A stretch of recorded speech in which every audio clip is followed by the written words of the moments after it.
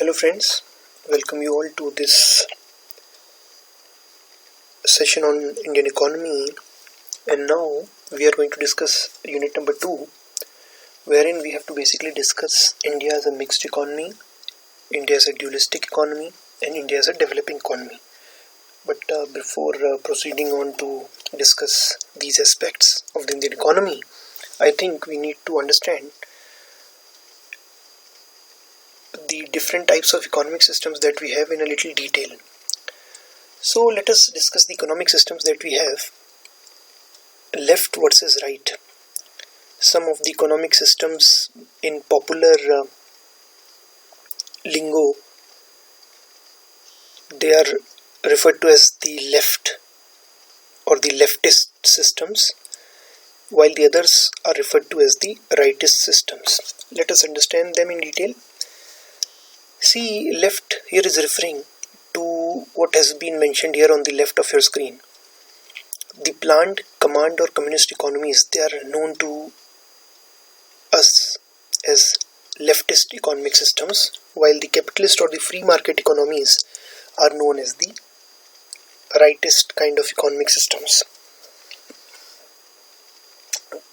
This basically means that if there is an economy which is centrally controlled, centrally planned, a command economy or a communist economy, at times in popular usage we refer to it as a left-leaning economy, while those who advocate free market economy, those who advocate capitalism, they are called the rightists. Right? Now let us understand the difference between these two systems. You would recall that in the first unit also, when we were taking a brief look at the economic systems, I had talked about this dichotomy between the centrally planned or a communist economy and the capitalist or a free market economy. Now is the time for us to have a detailed look at the attributes of these two diametrically opposite economic systems. So let us discuss the left first, or the planned or the command or the communist economy first. Now, one major attribute of these kind of economic systems is that they are actually run and regulated through centralized planning. What does this mean? This means that there is one central authority which plans for the whole of the economy. This central authority most likely would be a government, but then there can be other central authorities also. For example, if a particular economy, if a particular country is still a feudal country, it could be the king or it could be the court. It could also be the parliament of the country. However, it may be the parliament, it may be the government. The basic thing that you need to understand is that the planning will have to be centralized, which means the planning for the whole economy would take place at one particular location, at one particular center. Right? This center, as I've discussed, could be a government, it could be the kings, it could be the parliament of the country. Right? Now, what is planned centrally? We understood that in such economic systems, the planning is centralized. All the planning has to be done by one single entity. But what is planned? So see, resource allocation and output volumes are basically planned. What does this mean? You understand what output volumes are. How many of a particular quantity, in what volume a particular item will be produced.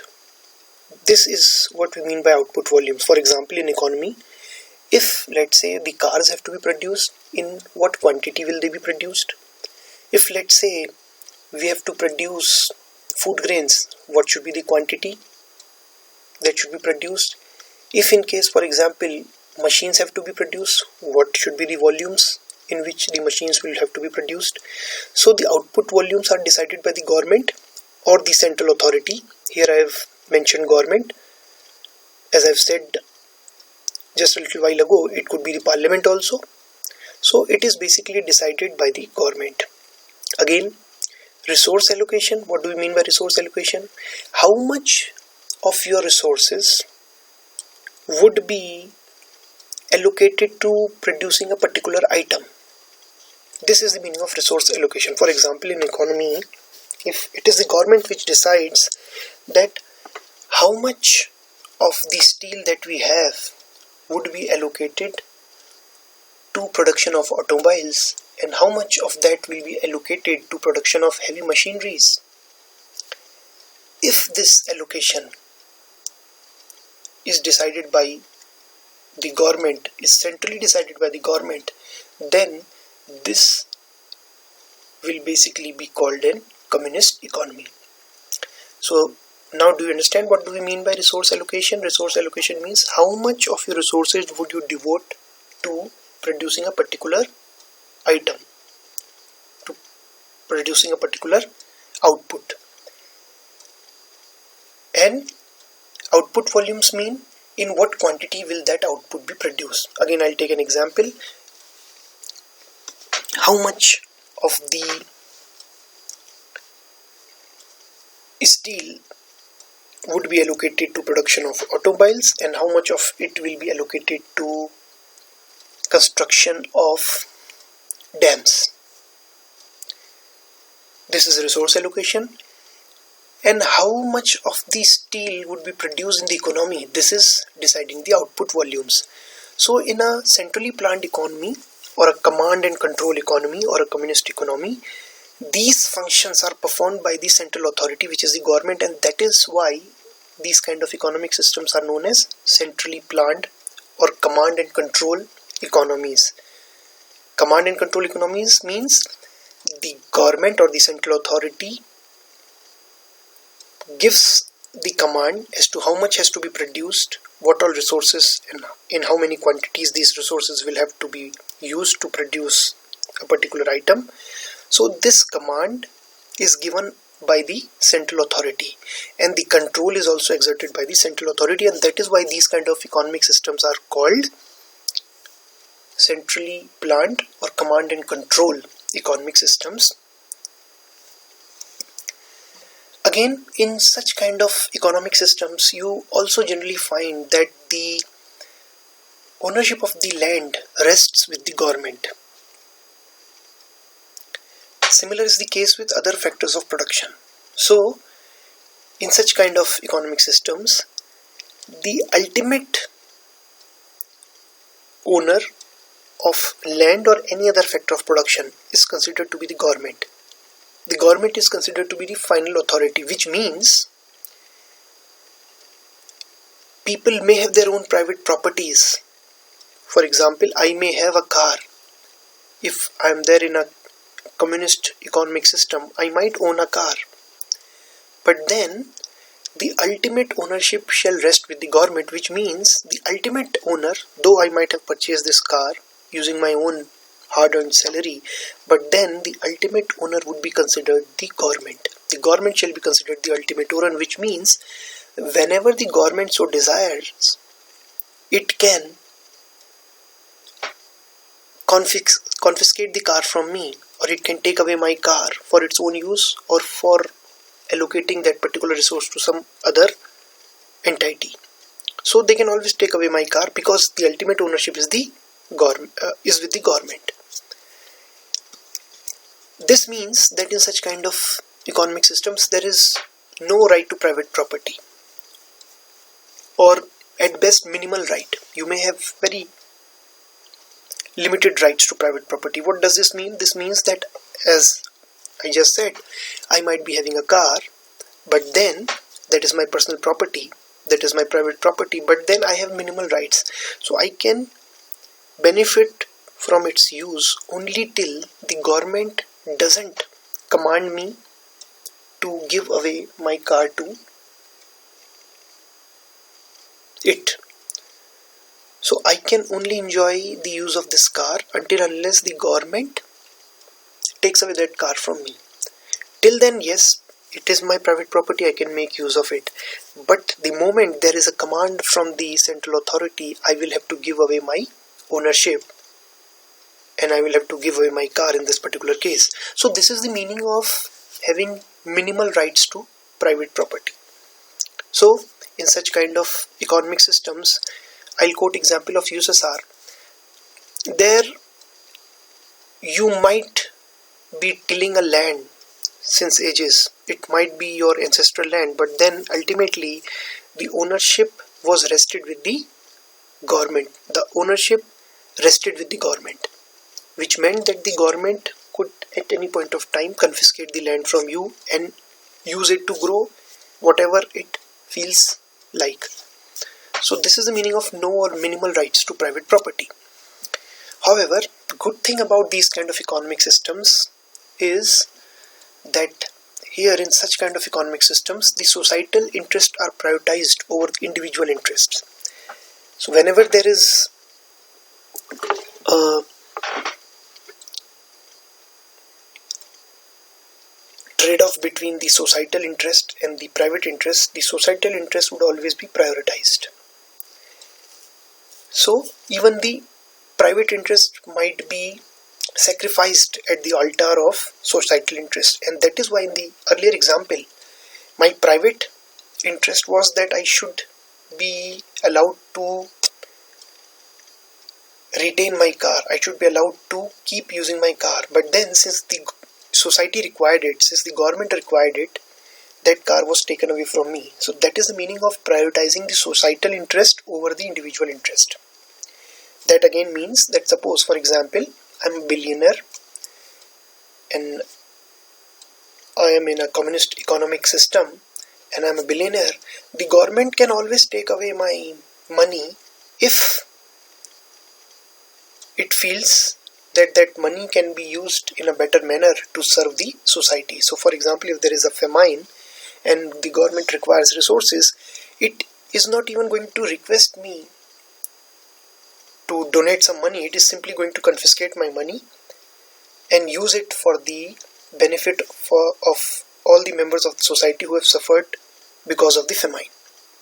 So this is the meaning of prioritizing societal interest over the individual interests. In fact, in communist economy it is said, this particular phrase used to be very popular in communist economies, from each according to his ability and to each according to his needs. What does this mean? You can extract whatever some individual can provide you. You can extract from an individual whatever he is able to provide you, and you give away to that individual whatever he needs. So if I'm a rich man, if I'm a billionaire, the government can take away all the money since I'm able to own that much money. So I can provide that much money to the government, so government can take away all my money, and then the government will give me only what I need. So from each according to his ability and to each according to his needs. So you can take from every single individual, the government shall take whatever that particular person can provide, and to every single individual, to every single citizen, the government or the central authority will provide whatever that person requires. So if I am a billionaire and let's say I'm not suffering from any disease, and there is a poor guy who is suffering from a disease, and let's say he just earns 100 rupees and I earn rupees 1 crore every day, let's say, I'm just giving a crude example, the government can take away 99 lakhs from me, while from that other person who is earning just rupees 100, the government might take just rupees 10. On the other hand, if the government has to provide something to me, since I am healthy, I do not need any special facilities, the government may not provide me anything. On the other hand, it may pay for the treatment of this poor guy who is also suffering from some illness. Why? Because the government will provide to every individual what he or she needs, but will only take away what he or she can provide. So that was the dictum that was followed in these communist economies. Again, shared minimum standards of livings. This is again a feature of centrally planned and command and control or communist economies. In such economic systems, the central authority tries to ensure that there is equity in the sense that almost everybody has the same standard of living, which means they would try to have equity in income. For example, if I am a rich billionaire, government might tax me to the extent of 95% of my income. On the other hand, if there is a poor guy, he may not be asked to pay any tax. So that, now this is done so that the standards of living of all the citizens, all the individuals in the economy, they can be brought to the same level. They can all share, they can all have the same standards of living. That is what a government aspires for in a communist kind of economic system, or a planned or a command and control economic system. But then there is a problem with these kind of economic systems. This problem is that there is denial of individual freedom. Now naturally, I have worked hard and I have earned a lot of money. I have just quoted this particular example, and I have been able to now buy a car for myself. But then the government is taking away from me because government feels that that car can be of greater use to the society if it is taken away from me and it is used for, let's say, some kind of a, if it is used as an ambulance, for example. So they will take away that car from me, and in a way they will deny me my individual freedom. And that is one problem with communist economies. The individual freedoms are suppressed in such kind of economic systems. People in these kind of economic systems, they are generally not free to do whatever they feel like. They are not even free to voice their opinions, to even voice their opposition. Naturally, if somebody is taking away my car from me and I've purchased that car from my income, I certainly would want to protest against this move by the government. But then in such kind of economic systems, this is just not allowed, because if it is allowed, then everybody would start protesting and the economic system will crash. So these kind of individual freedoms are missing in these kind of economic systems, and that is one problem. The green color here shows the good aspects, while the red color is pointing to the bad aspects. Now, there would be a lot of corruption in these kind of economic systems also. Why? I'll give you an example. Suppose the government has come up with a directive that all those who own a car, they will have to, their cars will be confiscated. And the government officials have come to me looking for the car that I have so that they can confiscate it, they can take it away from me. Now, if say I'm a billionaire and I have a car and I don't want the government to take away my car, what will I do? I will simply bribe these officials. I'll tell them, okay boss, don't record that I have a car, and I'll pay you a little bribe in return. You just don't record it. You don't put it into your records that I have a car. The government will not get to know that I have a car, and they will not be confiscating my car. And in return, in lieu of that, I'll bribe you. I will give you a small consideration, maybe 50,000 rupees. So this is how these kind of economic systems breed corruption. I'll give another example. Suppose I'm an entrepreneur in this kind of an economic system. I'm an entrepreneur and I know that there is huge demand for consumer durables in the market. People want refrigerators, people want, let's say, washing machines for which steel is required. Okay, so now what will I do? I would want to use whatever steel I have. In fact, I would want to maximize my purchase of steel as a raw material, and so that I can sell as many refrigerators, as many mixies, and as many washing machines as possible using that particular steel. However, the government has already said that you cannot produce beyond 1000 units of refrigerators. Why? Because government has said that they require the leftover steel to construct various bridges or flyovers. Now what will I do? I have the capacity of producing 10,000 and there is a market demand for these 10,000 refrigerators also, but then the government's directive is restricting me from producing more than 1000 units. What will I do? The officials which have been deployed to ensure that these directives by the government are implemented in full, I will go simply and bribe them. I'll tell them, again, do let me produce 10,000 units and in return I'll give you this small consideration. So this is how these kind of economic systems also breed a lot of corruption. So if you go to these kind of economies, these kind of economic systems, you will find that there is a lot of corruption in these kind of economic systems. In fact, the countries which have adopted the command and control economic systems, they've been found to be more corrupt than the ones who have gone for the free market economic systems. Again, since in these kind of economic systems,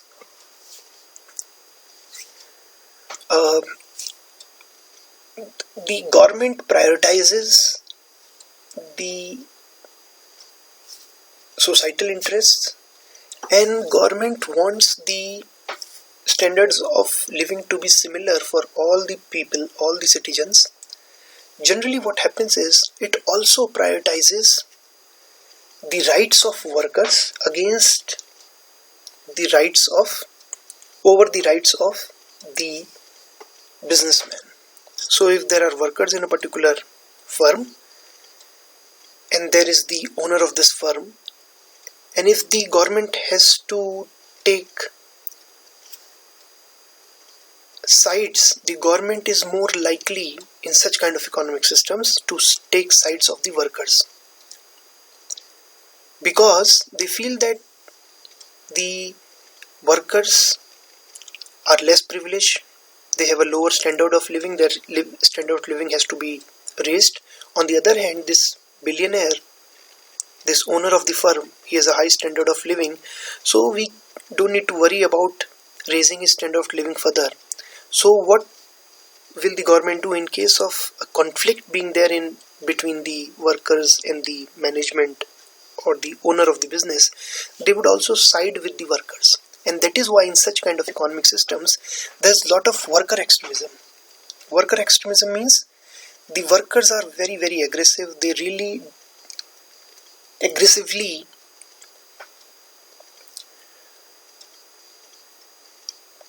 come forth with their demands, and they put a lot of pressure on the management of the organization in which they are working.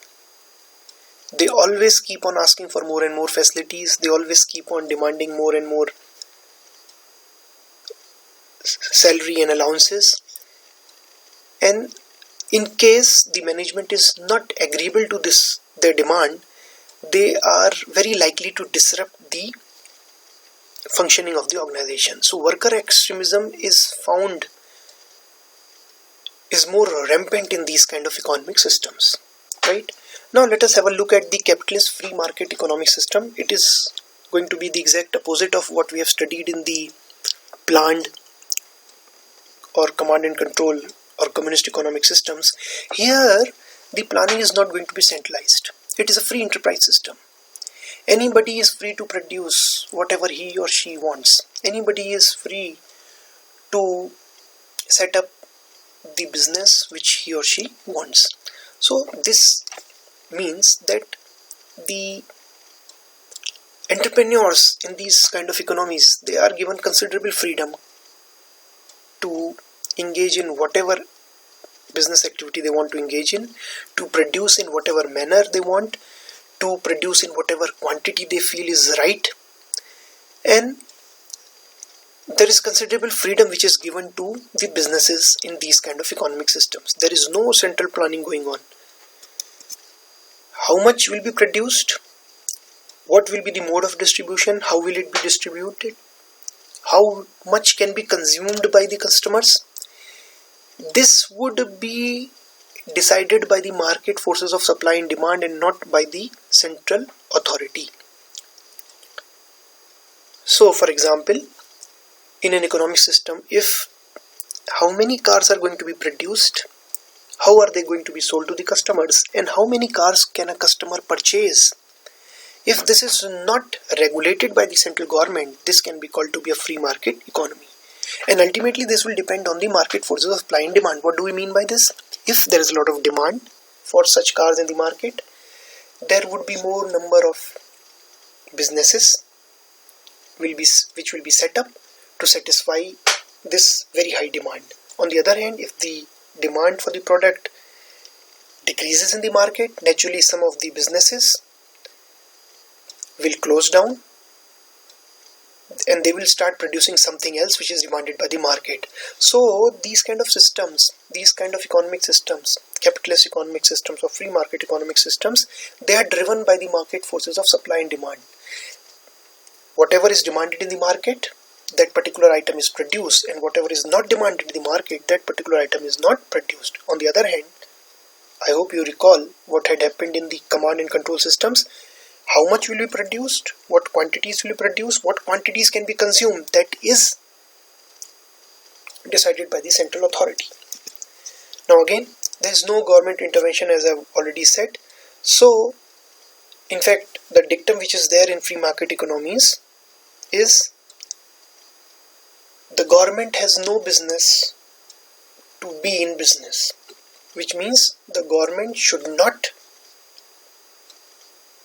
carry out any businesses. They should not set up any businesses. They should not set up any production facilities or service centers. They should not engage in any kind of business activities. They should only regulate. They should only provide a level playing field so that all the entrepreneurs which are there, they can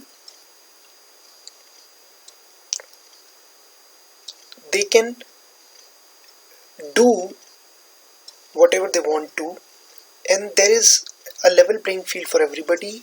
There's fair system which gives every single entrepreneur, every single business entity equal amount of opportunity to carry out its activities. So the job of the government is limited to just regulating the economic system. It is not going to give away commands. It is not going to control the production and distribution consumption. It is only going to regulate the systems. It is only going to provide a level playing field for all the businesses, for all the entrepreneurs which are there in the system. As I've said, there would be a dominant role of private sector. There is no business. The government has no business to be in business, I said just now, which means that governments in such kind of economic systems, they don't carry out any business. In the command and control in communist economic systems, many of the businesses are carried out by the government. Government set up their own production units. Government may set up its own service entity in communist economy, but in free market economy, the government does not at all carry out any business. It leaves the field free for the private sector. But then, what is the advantage of these kind of economic system? It stimulates entrepreneurship. Why would these kind of economic systems stimulate entrepreneurship? See, let's say I'm a budding entrepreneur and I want to set up an enterprise and I have a good business model, wonderful business idea. And if I know that if I am successful in this particular venture, I'll be able to earn crores of rupees every year. And I do not feel threatened that the government might take away my money from me because the society needs that particular money. Then naturally I would want to set up this particular enterprise. On the other hand, what happened in communist economic systems? I had a business idea, I had a business model, wonderful, and then I could have carried it out, I could have actually set up a business, but I came to know that in case I start earning crores of rupees, I may have to pay 95% of my earnings as tax to the government, and the government can at any point of time take away my business, can confiscate my property. Then would I be enthusiastic about setting up my own business? I would not be enthusiastic about it. However, in free market economy, the fruits of my labor would be consumed by me. The government cannot take away my profits from me. It cannot take away my earnings from me. It cannot confiscate my property, which means that if I do well, ultimately I will be the person who will be enjoying the outcomes. I will be the person who will enjoy the hard work that I've put in. I will be the person who will be enjoying the fruits of my hard work. So naturally I would be more enthusiastic about setting up my own business, and that is why the researches which have been conducted, they have found that entrepreneurs feel more confident about setting up their businesses in free market economies, and entrepreneurs generally are more likely to set up their businesses in free market economies rather than in communist economies. However, there is a problem, and the problem is that in free market economy there is a lot of income inequity. Why? You would recall that in communist economic systems, I told you about that particular example. I gave you that crude example of cars. Let's say I'm an entrepreneur and I've got 3 cars. The government may confiscate the 2 extra cars that I have and can give it away to those people who do not own even one. So this is how the government will try to bring about equity and shared minimum standards of living in a communist economy, right? So there the government is functioning. The government is trying to correct the inequities, to correct the income imbalances in the society. So if I've got 3 cars, the government might take away the extra 2 cars from me and then they might give it away. Or suppose, for example, if I've got thousands and thousands acres of land, the government may take away the extra land that I have and they may give that particular land away to somebody else, to some other farmers who do not own a piece of land. On the other hand, this would never happen in a free market economy, and because of which the chances of inequitable distribution of incomes are more in a free market economy. Again, free market economy also stimulates consumerism. It encourages consumerism. Now, why does it encourage consumerism? We have to understand the whole mechanism behind this. See, in a free market economy, as an entrepreneur, you are free to produce or distribute and consume whatever you want to. You will produce whatever the market demands. And you are free to do that. But then many a times, just to be able to increase your profits, what will you do? You don't only rely on what the market demands. You don't only produce what the market demands, but you also try to create demand in the market by using very creative techniques. I'll give an example. When companies in India started launching shampoos and hair gels, the demand for that kind of product was not too high, was not that much. But what did the marketers do? They used very creative techniques to make us perceive that shampoo is very, very important for our well-being.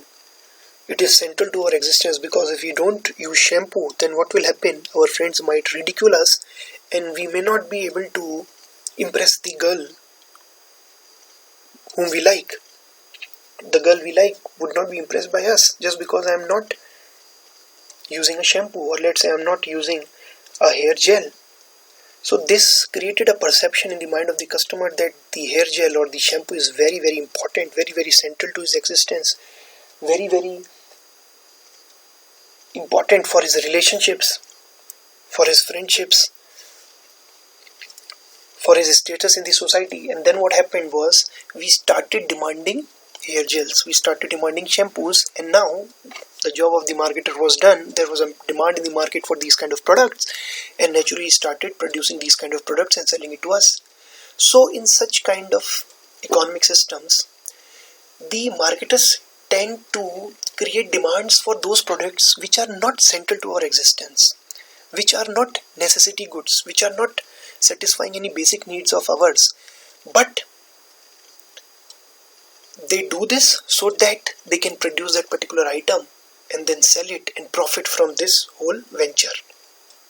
For example, you might have seen advertisements of Coca-Cola and PepsiCo appearing in the TV channels or appearing in the print media also. Do you think it's a basic necessity for you? It's not. But the perception has been created like this. Thanda matlab Coca-Cola. Which means if you are really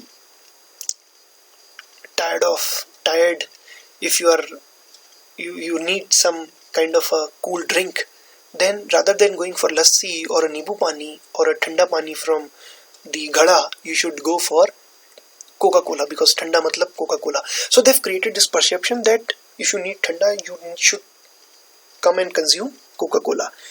And now this perception has been created, and we as customers go and start demanding this particular product. So this is what is consumerism. Consumerism is creating demand for products which are not necessity products, and making the customers feel that these products are necessary for their existence, are vital for their existence, and also making the customers feel that if they don't have these products, then they are missing out on something. So the customers who don't have these kind of products, they start feeling deprived. This is what consumerism is, and free market economy ultimately leads to an increase in the level of consumerism in the society. Right? So now we have discussed the economic systems, the left versus right. I have told you that if somebody tells you, let's say, that this particular political party has leftist leaning, it would mean that they are more supportive of a planned economy or a command and control kind of economy or a communist kind of economic system. On the other hand, if somebody tells you that this political party or this group or this individual has a rightist leaning, you can now understand that this would mean that that particular entity, be it an individual or be it a political party, is a supporter of a free market economy, is a supporter of the capitalism, or is a supporter of a capitalist kind of economic system. Right? So we have discussed the two diametrically opposite economic systems that we have. However, we should keep in our mind that generally the economic systems as we see them today in the current world, they do not fall in either of the categories. In fact, they would lie somewhere in between the two diametrically opposite categories. So there are no economic systems which are fully communist economies. There is no economic system in this world as of today which you can say that it is 100% planned economy. Even the most communist of an economic system will have some elements of a capitalist economic system, and likewise is the case for a free market economic system also, capitalist economic system. Even the most capitalist among the various countries that are there in the world today, you would find that there is some element of command and control. There is some element of central planning. Right? So this will be the line of discussion in our next video session that we'll have very soon, wherein I'll be talking about where does basically India lie as far as its economic system is concerned. I've told you that there is no pure centrally planned or pure command and control kind of economic system in the world, and likewise there is no pure capitalist economic system in the world. All the economic systems lie somewhere in between these two different categories. The closer they are to a particular category, the more they are likely to be named as that particular category. So if, for example, North Korea is closer to the communist economic system, it cannot be 100% communist economic system, but if they are closer to this particular category, they would be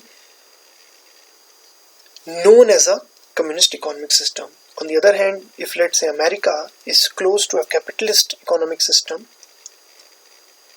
and it is far away from the attributes that have been described in the command and control economic system, it would be more likely to be known as a capitalist economic system. So this would be the line of discussion that we will take up in the next video session. Thank you for your